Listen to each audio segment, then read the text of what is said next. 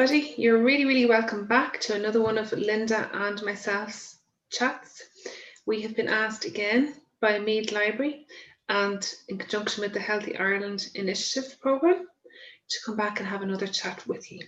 So we're delighted to be here today and I hope you are too. So let's hope you get something informative from this conversation that we're about to have. So we have Linda Breathnach of therapyandtraining.ie and Melissa Moore of MySpace Play Therapy. But I'm just going to hand you over to Linda so she can give you a little bit more about what she does and her background. Hi Melissa and hi everybody. So my name is Linda Breathnach. I'm a counsellor, psychotherapist and lecturer. I've been working with individuals, couples and groups for about 20 years. On all sorts of topics, but nothing as unique as all the topics that we've been faced with this year in dealing with all the challenges that the pandemic has been bringing in 2020 for all of us in different ways. So a lot of the work I've been doing recently, I had started doing it before the pandemic, but it's all moved online, working with corporate groups, helping companies to support their employees in getting to grips with all of the challenges that COVID-19 is bringing. And supporting people in building their resilience and coping mechanisms around that. Okay, so my name is Melissa Moore and I am an accredited play therapist based in Duleek in County Meath. And I work with children and their families from the age of 3 all the way up into the teenage years. And I provide therapeutic support to children who present with behavioural and or emotional difficulties. I also provide parent support sessions, one-to-one therapy for children, group therapy sessions for children, and I go into schools and nurseries and creches and offer workshops there to the staff and to some of the children on varying issues.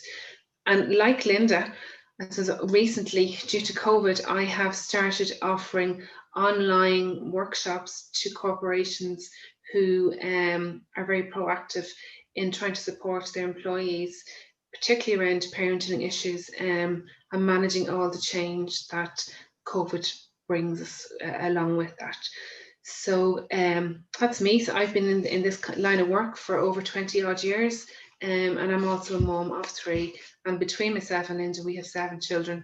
So we are living all of the issues at some point and have dealt with most things, I would say, at this point in our lives. So thank you for being here today and thank you for listening and watching. And Linda, I suppose we're going to have a chat today about, I suppose, managing stress in the middle of all this.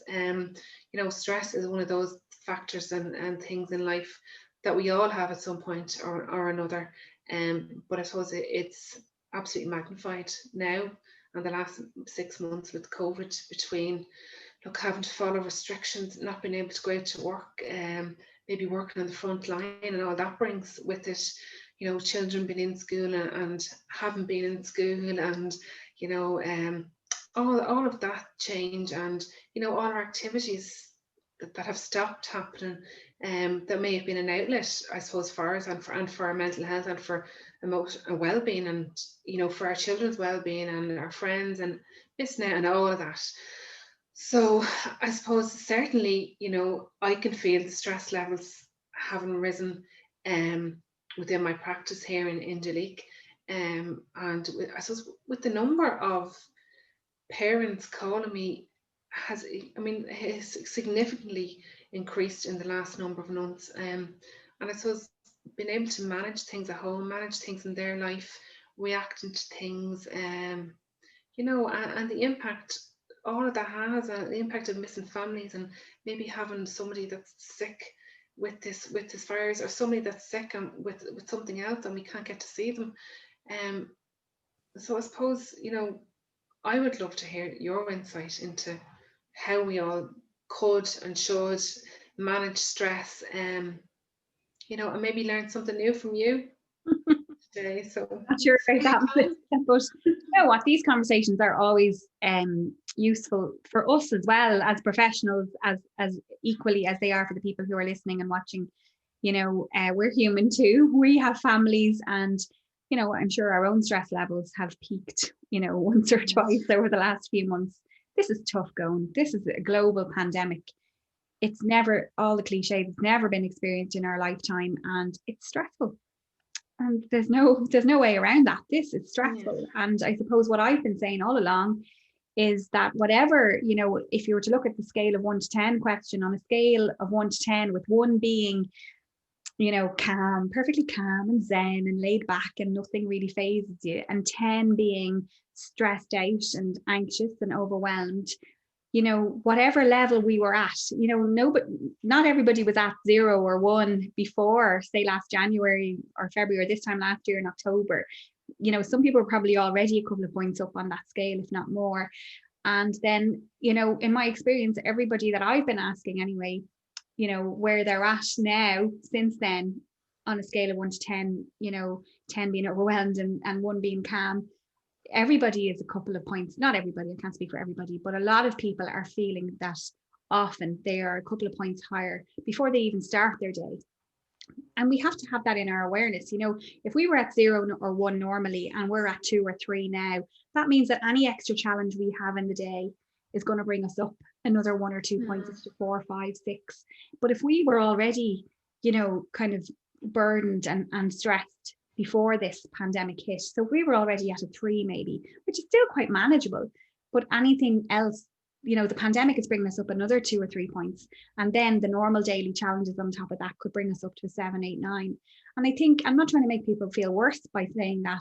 I think having self-awareness and, emotional intelligence is another more popular phrase to describe it, but knowing what's going on for us and giving ourselves permission to find some of this hard is a huge part of stress management. Acknowledging the enormity of what we're going through, acknowledging the impact that it has on us, and the increase in our stress levels, if it is having an increase on our stress levels, is hugely helpful, actually, just to acknowledge it, rather than beating ourselves up, rather than minimizing, saying, well, could be worse, I could be like that lady down the road, she's going through a terrible time. It's all relative, and it doesn't matter. And I think we've said this in 1 or 2 of the other conversations, it doesn't matter what the issue is that we're faced with. What matters is the impact that it's having on us. And, having self-compassion and being, giving ourselves permission to find it hard goes a long way, showing ourselves empathy that we would for other people. And I don't think people realize they don't do that. We aren't compassionate for ourselves. Yeah. We're a lot harder on ourselves than we are on other people. And I think, Linda, to be fair, I think you and I regularly, and if anybody has watched any of our previous conversations that we've had, I think we pretty much always touch on the subject of tuning into your own emotions. Yeah. And it's okay to be stressed. Stress is a normal emotion, as long, along with anger and happiness and sadness and everything else. It's a normal emotion. It's a physical feeling. We all have it. There are, and there's parts of stress that are needed. We need to have an element of stress. There's, I suppose, what I would call as, good stress in our life. And then there's the overwhelming stress, I suppose, on the other side of things. But if we sit back and say, do you know what, it's okay for me to be a little bit stressed. I know what that feeling in my stomach is. It means I'm a little bit stressed now, and I know what to do to manage that stress. And people that are living around us, and I suppose, I talk from a child and adolescent perspective, and if parents that I'm working with are sitting back in their sitting room or their house and saying, that's it, actually, do you know what, Maeve, I'm a little bit stressed today, because I didn't pay the bill, or I didn't get my groceries. That mama high five, like, wouldn't that be such good role modeling to just say? And isn't it ironic, because as parents, I know in the old days, maybe I'd start criticizing myself. Oh God, I'm not coping, I'm stressed, I'm overwhelmed, I'm finding this hard, can't let the kids see, have to have a smile on my face, have to let them think I'm this, that and the other. When actually what you've just said there, isn't that a lovely opportunity, lovely modeling for your child to say, look, parents are human too. Absolutely. Age appropriately, of course, but I'm finding this a bit challenging, and I'm going to give myself permission, and I'm going to adapt my day. I'm going to adapt my expectations of myself. I'm going to communicate with people around me that I need to be kinder to myself, and I needed a little bit of an allowance for today or for this hour. And by doing that, even like, oh God, I'm going to get up on my soapbox now. But by doing that, actually, it tempers down. It eases the stress levels, ironically. Whereas when we try to deny that we're stressed, we get more stressed. But it is, and it's all about, you know, the mindfulness, and I suppose mindfulness is one of those buzzwords the last few years as well.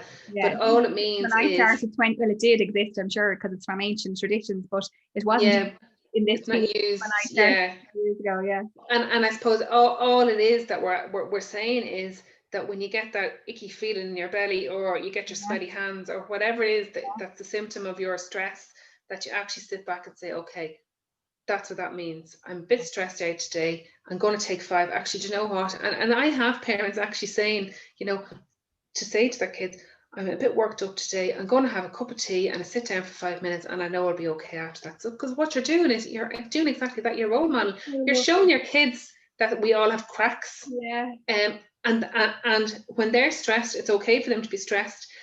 But it's about teaching yourself and teaching your kids and whoever's around you that there are coping mechanisms and that it's a normal part of life. It just reminds me, and this is a bit ad hoc, but my teenager told me a story. He's a big fan of the Two Johnnies. They had a program recently on RTE, and they have a podcast. But apparently, they told a story on their podcast about how when their parents were away and they were younger, I don't know how young they were, but their parents were away, and it was the middle of the night, and they locked themselves out of their house. So they called to the friend's parents who had the spare key. I don't know how they got there. This is the version of events I got from my teenager. And the whole kind of point of the story was, instead of giving us the spare key, they were brought in, you know, instead of saying, here's the key, it was like, come on in, we'll have a cup of tea now and we'll have a think about this. And, you know, just what you're saying there, have the cup of tea for the few minutes. And my son was laughing, going, isn't that so funny? You know, they brought them in for the cup of tea instead of just handing them the key. And in my head, I was like, wasn't that very responsible and lovely modeling a message to give to the young people that, you know, kind of not acknowledging, not saying, I can see you're stressed out and this must be, you're worried about getting into trouble and all this, to actually go, let's take a breather here before we let you go off back home, and let's just have a cup of tea. And it's just, I know cup of tea is so symbolic in so many ways, but when we're stressed, it's particularly, not for everybody. I have a few friends who don't drink tea or coffee, but there's a comfort associated with it. And my son was laughing at it, but I was kind of like, you know, that was a lovely thing to do, to kind of say, let's have a cup of tea now before we panic, before we move into the next step. And I think when we're stressed, and we'll be going into like the definition of it and all of that, but it's well known in our circles anyway, that when we're stressed, we go into that fight, flight, freeze mode. So we're literally standing there or sitting there as if there's a bear in front of us. We're in that kind of overactive, we're thinking really fast, you know, it's like the world slows down, and that needs to kick in. That's a really good function of our brain and of our body, and all the chemicals that kick in. That all happens for a really good reason at a time of crisis and high stress, to protect us, to have us ready. Do we run when the bear is there? Do we stay still so they can't see us? Whatever. I don't really know much about bears, but whatever that thing is, we think really quick tactically around coping with that stressful situation. But this stressful situation has been going on for a long time, and it's not feasible or sustainable for the human body to stay in that high stress mode, you know, for any length of time. It's meant to be a temporary coping for a severe situation. But sometimes we go into that situation or into that state, and then we get stuck in it. Do you know? Yeah. And so the cup of tea for me, I'm going off again, kind of going a bit faster in terms of our conversation that was planned, but the cup of tea for me is a really good way of challenging that and just going, okay, I'm going to just acknowledge what's happening to me, and I'm not going to allow it to escalate any further, and I'm just going to regulate and just bring myself down a little bit. And it's lovely modeling to give the young people as well, isn't it? Absolutely. I think we underestimate our behaviours sometimes and the impact that they have on people around us. You know, and that can be the smallest little thing to the biggest thing. You know, as I said, you know, me not being able to pay my bill this week can be really stressful to me, but you know, it might be water for ducks back to the next person. So I suppose it's allowing everybody to have their own level of what stress is, you know, and not to kind of dish it or diss it, and kind of saying, "No, don't be daft. That's all. You know, it'll be grand," because you know, and that this is one of the things I teach parents as well, is what's going on for you or what's going on for your child is very real to them at that moment in time, and is very stressful to them at that moment in time. I think, Melissa, and I think if people take no other message, we're going to talk now in a minute about the definition of stress. We're going to talk about good stress and difficult stress, and we're going to talk about the signs of when we're getting more stressed and how to cope. But I think, and that's all really important as well, to try and have a greater understanding. But if people get nothing else from this message, stress is not about the extent of the story or the narrative or what people are presenting with. It's about the impact on us and where we're at with it and how it affects us. And I can't tell you, because I'm really glad to hear you say that to parents, because about, you know, showing empathy to their children or their young people, no matter what the presenting kind of story is, to actually say, but I want to understand how it feels for you. It doesn't matter what the story is. It could be the slightest thing in school to you, but how it feels for that person. And I say the same to adults. As you know, I only work with over 18s, but I say the same whether I'm working with individuals or couples in a relationship. You know, that really, it's not about the story, it's about the experience underneath. It's about how it's affecting us and you know, how we're coping with that. And so many times I'll hear clients say either, you know, sure, I don't know what, I have nothing to worry about compared to the lady down the road. Or they'll say it about somebody else as well. Sure, what are you going on about that for? You know, I don't, you know, they might be giving out about somebody else. And in both cases, I would say, you know, again, we have no idea what's going on for that person underneath. It's like that iceberg image and how they present externally. We have no idea what's being triggered underneath. And I think it's really important, more than ever now, to make allowances and to acknowledge that around people, that everybody's story is unique, everybody's journey is unique, and how we process and cope with the various challenges that come our way and the various stressors. So one person's stressor might not be another's. And I just think that's really, really important to acknowledge. Agree, totally agree. I'm glad you do. So what is the actual definition of stress then, Linda? Okay, so the HSC defines it as a feeling that's created when you react to certain events. It's the body's way of preparing to meet a situation with focus and heightened alertness, which is like the bear, like a pandemic, like an exam or an interview. You know, these are all times when that stress response will kick in and we go into high alert.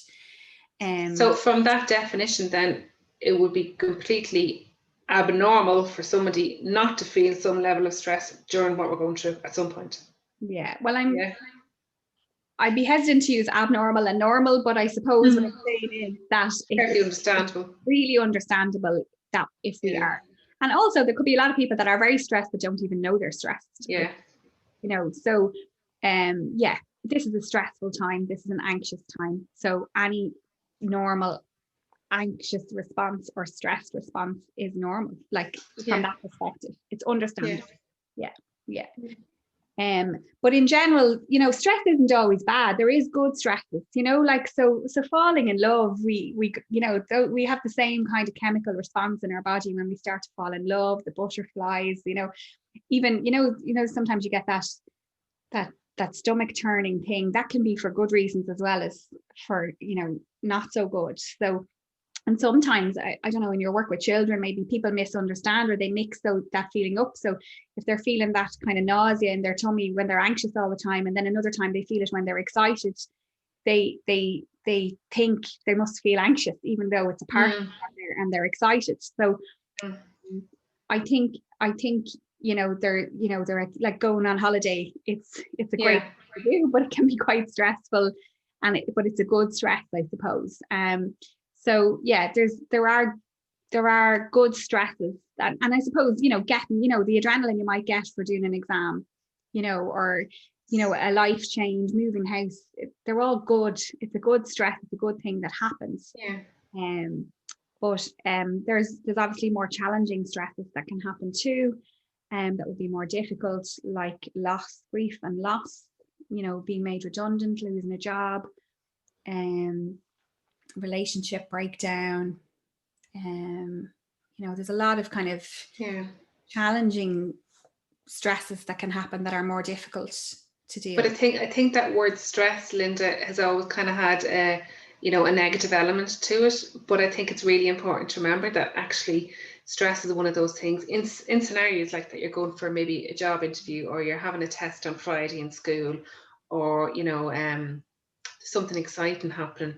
That they're those. That's the type of stress that drives us on and wants us to achieve and do well for ourselves. And without that stress, we, you know, some of us might just sit back and kind of watch the world go by and maybe not do too well in an interview, and not present ourselves as best as we can. And likewise, you know, doing a test in school, or it might be, you know, your second class Friday test, or it could be your junior cert, or whatever the case may be. So it's not that it's, I suppose it's important that people don't see it as a negative thing all of the time, that it is a normal feeling, just like sadness, happiness, anger. But I suppose it's about how we manage it, isn't it? It's, I think for me, that's the key. Yeah, and I think what you're saying there, it serves a purpose, you know. So it's definitely helped me prepare in advance of this conversation. It helps me, you know, get things across the line in a lot of my work obligations and commitments in terms of lecturing and presentations or whatever. But if it goes to, and I regularly come across this in counselling with adults actually, where maybe that, you know, it's the carrot or the stick, so they beat themselves up, right, and they start insulting themselves and criticize, if you don't get this assignment done on time, you'll be the worst in the world and whatever. And they might do that, you know, maybe the young people that you meet might do it at that stage, and it might help them temporarily. It might get them across the junior cert or the leaving cert or whatever. But then it goes nearly too far to the extreme where they, you know, it becomes a habit that they don't even realize they're doing to themselves, and they're stressing themselves out, you know, by constantly criticizing, beating themselves up and pressurizing themselves. And it no longer serves the purpose of getting things done, because it moves into overwhelm and kind of paralysis nearly, that you know, it's just too much. It's kind of that all or nothing stage then. So yeah, like I suppose we both say probably regularly in our work, everything in moderation and balance and all of that. But regardless of where we were on that kind of stress spectrum before COVID and the pandemic and all the restrictions, this is a very stressful time. And it's important to know that. And again, you were talking about positive and negative and how people perceive positive and negative. And I have regularly met people who are quite stressed, who showed all the signs of stress, who denied they were stressed. And, you know, I often wonder what that's about, and why can't we give ourselves permission to find things hard, to find, you know, well, I know what it's about. I know you know what that's about. It's just, you know, but that pressure that we put on ourselves actually can lead to escalating things, instead of, you know, we think if we block it out, it's going to make things better. Often, yeah. And regularly, you know, I would regularly have particular early teens, you know, 12, 13, 14, 15, coming to me with things like that, like, you know, perfectionism, and just putting additional stress on it. And, you know, and the stress starts with wanting to be the best dancer, and then suddenly go into secondary school and I have to get my A's or my B's sometimes in all my subjects and all, and it snowballs. And it is, you know, if we don't learn to manage things and acknowledge them, and, you know, identify that that's what's happening, and they can snowball. And again, and it's like me, I'm the bandwagon again, you know, about being a role model for your children and for people that are around you, you know, younger siblings or whatever the case may be. It's just so important. And it's interesting, I think you and me have used that word acknowledge it 3 or 4 times already in this conversation. And that's the first step for me on managing stress in terms of the tips that I want to give. But before I move on to the tips around managing stress, I just want to name some of the signs of stress that might just be helpful for people to know, either in understanding themselves or maybe people that they're worried about, just to notice what the signs are. So again, if you notice 1 or 2 of these things, that doesn't mean you're stressed. It could be a number of reasons, but these are some of the signs that could be stress, I suppose. But I'm not saying these are definite that you do have stress or you are stressed. There could be other underlying reasons as well, and it's always worth getting a medical investigation as well, if you know, to be sure. So some of the signs of stress would be not eating or eating too much, feeling like you have no control, needing to have too much control, forgetfulness, headaches, lack of energy, lack of focus, lack of memory, as in, short-term memory issues, trouble getting things done, poor self-esteem, short temper, trouble sleeping, upset stomach, back pain, general aches and pains. Do you know, often we, a lot of these are physical things, and we kind of, might pop a tablet or have a glass of wine, or, wonder like, is this, it's just, it's just a bit of a headache today, I don't know why, but a lot of these things can be, emotionally driven as well. And it's important to watch out for them, I suppose, now more than ever, given everything that we're going through this year. Yeah, absolutely. And I suppose the ones that pop out to me there are the aches and pains. I would see that an awful lot with children, obviously, because they can't, a lot of children can't label their feeling. So it's the tummy aches, the headaches, or the biting of the fingernails is another big one, picking the skin, that sort of thing. Yeah, so it's just to be aware of that, really. Yeah. And then, just moving into, I suppose, I think, just how to manage it, really, just coming back to that word, acknowledge. I love it. And I think it's important. And you mentioned earlier on about good and bad and positive and negative. And, I say this all the time, that just because I'm giving you space to explore or name or acknowledge what might be an uncomfortable emotion, such as stress or the anxiety that goes with it, or the overwhelm or whatever, doesn't mean I'm a negative person, which I have been accused of being. You know me by now, Melissa. A lot of people a lot of people describe me as a positive person, and I feel that I believe from what people have said that I am positive about these uncomfortable emotions. So I give them permission. I acknowledge them as normal human emotions, that, we're not robots. And in all this talk of like human resources and processes and systems in organizations, sometimes we forget the humanity underneath all of this. And a lot of the time, and again, I'm going to bang that drum again that I think we've banged in other conversations. A lot of the time we talk about, when it comes to a problem or problem solving, we talk about the thinking and the doing. We think about the issue, and then we try and solve it with the actions and the doing. And we very rarely, not enough anyway, do we say, and how am I feeling about this? And how's this affecting me? What's my experience? What was that like for me? How do I feel about it now, thinking about it? How did I feel about it then? How did it affect me? What does it remind me of? All those types of questions. Yeah. We don't have those conversations. So we talk about fixing, sorting, doing as if we're not humans. And it's important to be able to fix, sort, and do sometimes, but other times, especially at times like this, given all we have going on in 2020, it's important to just acknowledge the emotional impact and the response that we have as a result of that as well. Yeah, absolutely. And likewise, acknowledge it for the people that we're living with. Exactly. As well. Exactly. Yeah. So in terms of how we manage our stress levels at a time like this, the first thing, as we both agreed, is to acknowledge it. So many people deny how stressed they are, not just to others, but to themselves. They don't even face up to it in themselves. And we can see how unhelpful that is. We both see that coming into the room, how it doesn't help. We've talked already about how the actual stressor doesn't matter. It's the impact of the stress. That's really important. The next more general kind of tips really are just around rest and sleep and exercising and eating well. But I purposely put rest and sleep as two separate words because, again, and I think you've probably seen my recent post about this, often, we don't allow ourselves to rest. It's all go, go, go. And we talked in another conversation around boundaries and the absence of life work boundaries as well. And it's people, well, they don't admit it if they do, but you never really see anyone post in social media, oh, I just had a lovely power nap there for 20 minutes on the couch, or I did absolutely nothing today and I enjoyed it. How many people put pictures up of that on social media? I just sat on the couch in my slippers, I didn't get dressed, or I had a rest. And again, the post I put up recently about rest is, that beating yourself up and feeling guilty the whole time you're taking that rest, then it doesn't count. It's not an actual rest then. And rest is different to sleep. Rest is a pause. Sleep is essential and we need it, but rest is equally as important in other ways, to kind of take a minute and slow down. And I think with all that's going on, you might think that because we have less commitments and we can't go as far in our cars or, on public transport or whatever, you would think that life has slowed down. But my sense is it hasn't. People are still go, go, go. They're using the opportunity to get jobs done in the house, or they're spilling their work hours over into the evening time or whatever, and I don't have that sense, that people Yeah, no, and Linda, I'm smiling away here to myself, because this is the one I'm always on about.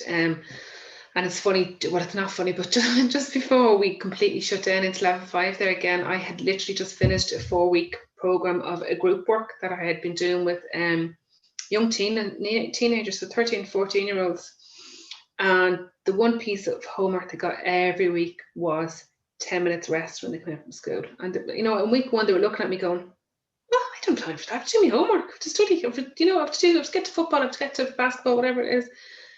They actually didn't know, and I find this all the time, they do not know how to rest. So rest is not sitting down scrolling through Facebook or your emails, or just because you're lying down in your bed or sitting on the sofa. You're not resting. So and I suppose by week 3 they were coming back, and I was kind of saying to them, well, how did you get on with the rest this week? Yeah, actually, yeah, I'm doing them. And it's by the time we were finished, it's built into their day. And part of it was coming out from school at 4 or 5, going and having your snack and then having your rest, was again clearly defining that boundary between school and whether that was a good day or a bad day. And I've left that behind. I'm now having my rest, and then I'm going to go on and do the rest. So absolutely, and I teach that to children from a really young age. As soon as they can understand what I'm saying, that's one of the things. Helps the parents to give the children permission to do that too when you're teaching. Absolutely. That. Yeah. But I think that's one of the things that most of us as parents have actually kind of noticed now, is the amount of running around and the amount of sports clubs and music lessons and whatnot that we were bringing our kids to for all the right reasons. Yeah. But now that all of that has stopped, I suppose it's made us sit up a little bit and kind of say, actually, do you know what, do we need to be doing all that? No, yeah, and the quality time. How many people are talking about how much more quality time they're having, whether as adults or or with the children. And so rest. I think we're definitely on the same page with that. Rest, sleep, exercise, and eating well. Yeah. Mm-hmm. So the next one is saying no, and I added in, or even not now. If we can't step up to say no, maybe I can't do it right now, but can you get back to me tomorrow? Yeah. Even put it off a little bit if we can't strongly be assertive and flick a switch and all of a sudden do something that doesn't feel comfortable.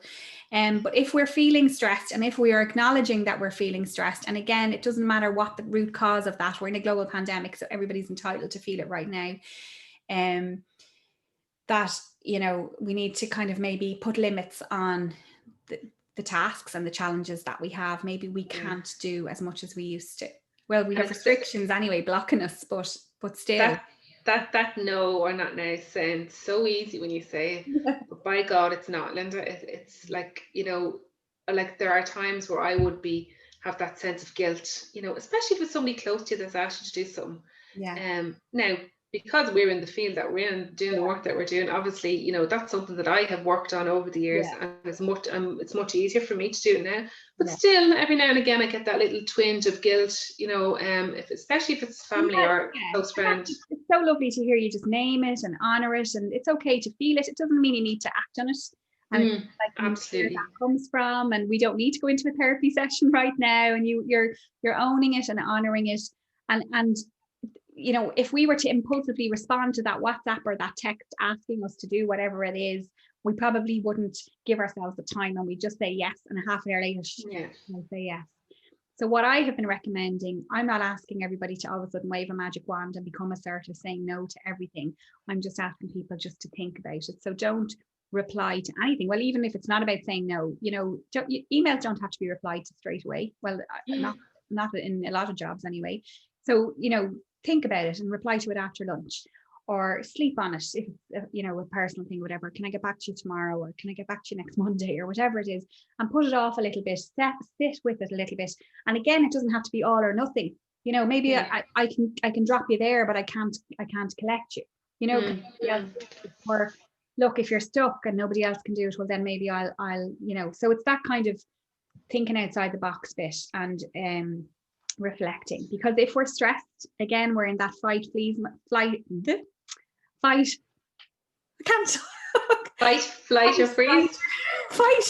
or freeze mode. 3 F's. I think I need to rest, Melissa.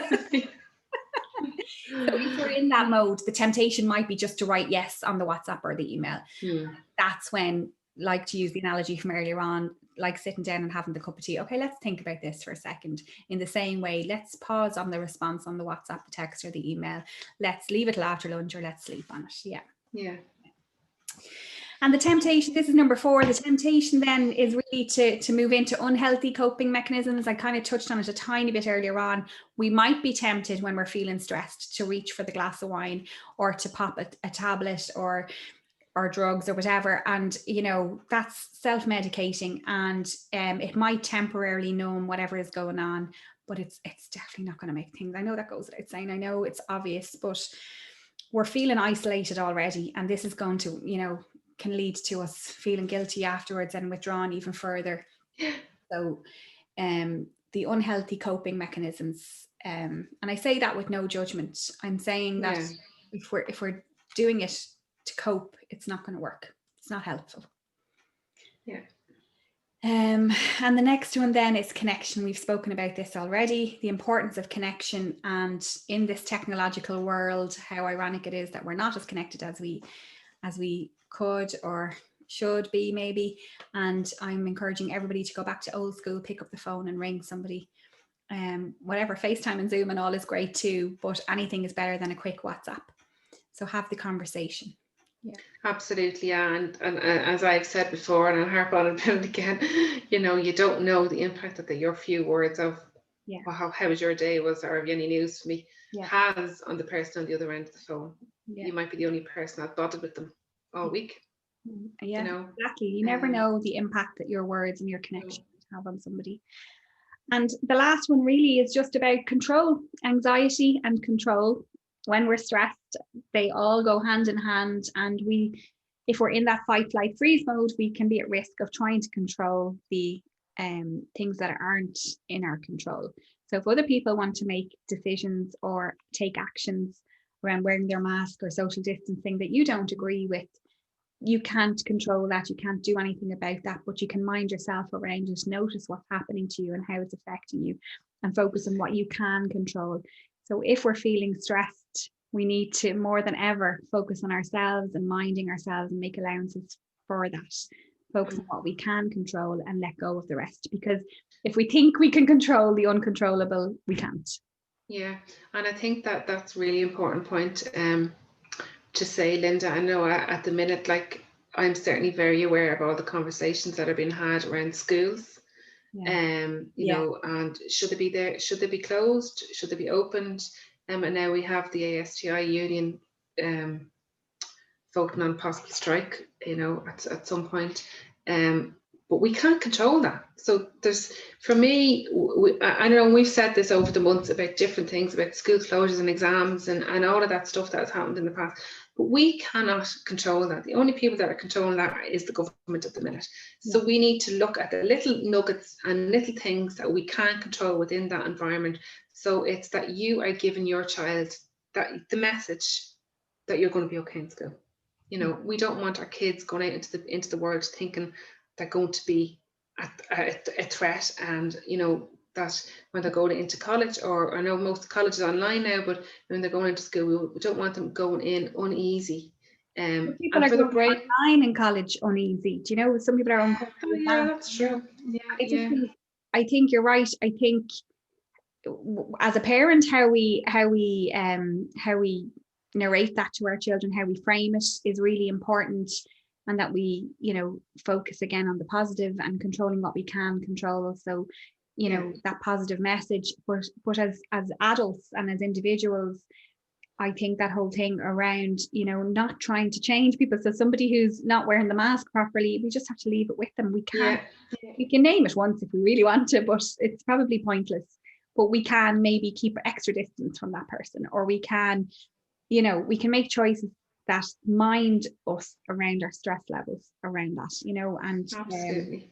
That whole thing. And I know we're banging that drum: self-compassion, self-care, kindness and patience with ourselves and each other, and making allowances and picking our battles. and just doing what we can, put one foot in front of the other. And if we need to pause and take a rest, it's really just back to basics, isn't it? You know, this is like, it really is. really It's paring it back and what can we do today to get through today, and we'll worry about tomorrow when we get up tomorrow. Or even this hour, Yeah. or just this morning, Yeah. right now, and that mindfulness concept as well. Yeah, just staying there. Yeah. Well, that's been a lot to take in, hasn't it? It's you know, but I think we've hit on some really, really important issues and topics and things that needed to be named. And hopefully some of our audience out there has you know, that we've helped and they've learned something from it, because stress is one of those things that can snowball very, very quickly and very easily, and we need to mind ourselves. So listen, Linda, thank you so much for all of that. I have learned some more, as I always do, and you know, it's tapping into the things that I used to do in the back of my head. So always good to remind ourselves, isn't it? Isn't it? It's always a good reminder. I mean, we think we have the answers to everything sometimes, but we don't. Look, none of us are, no matter what job in life or education we have, there's no right or wrong way of doing things. You know, it's all a process, it's all a learning process. So thank you so much. Thank you everybody at home for watching and for listening to us. Thank you to Meath Libraries and Healthy Ireland for having us here again today. And once again, we've got Linda Breathnach from therapyandtraining.ie and Melissa Moore from myspaceplaytherapy.com. Thank you so much, everybody, and hopefully we'll see you again. See ya. Bye. Thanks, everybody. Bye-bye.